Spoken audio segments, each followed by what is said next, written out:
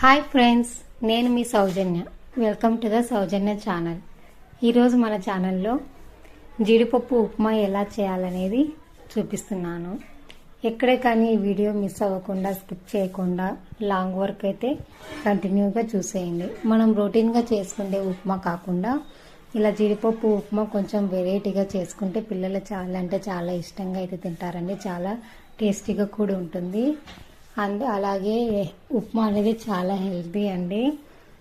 ఒకసారి జీడిపప్పు ఉప్మా ఎలా చేయాలనేది అయితే చూపిస్తాను, చూడండి.